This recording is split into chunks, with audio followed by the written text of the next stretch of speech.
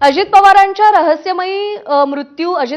मृत्यू हा रहस्यमयी असून जस्टिस लोया प्रकरणाची आठवण झाल्याचं खासदार संजय राऊत यांनी म्हटलंय। भाजपच्या भ्रष्टाचाराची फाईल आपल्याकडे असल्याचं ते वारंवार म्हणत होते। भाजपच्या भ्रष्टाचाराच्या फाईलबाबत बोलल्यावर 10 दिवसात अपघात झाला असं राऊत यांनी म्हणत गंभीर शंका उपस्थित केली। हे प्रकरण साधं नाही, हे पवारांनाही लवकरच समजेल असं राऊत म्हणाले। आपल्या मनात पहिल्यापासूनच शंका होती असं संजय राऊत म्हणाले।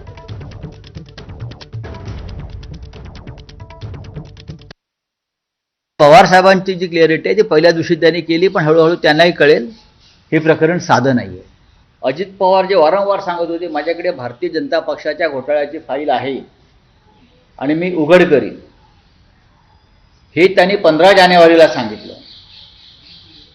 हे त्यांनी 15 जानेवारीला सांगितलं आणि पुढल्या 10 दिवसामध्ये त्यांच्या विमानाचा अपघात होऊन त्यांचा मृत्यू झालेला आहे।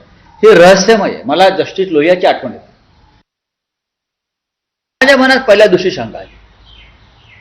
ज्या दिवशी अजित पवारांनी सांगितलं की भारतीय जनता पक्षाच्या घोटाळ्याची फाईल माझ्याकडे आहे आणि योग्य वेळी उघड करेन, तेव्हाच माझ्या मनात धस झालं।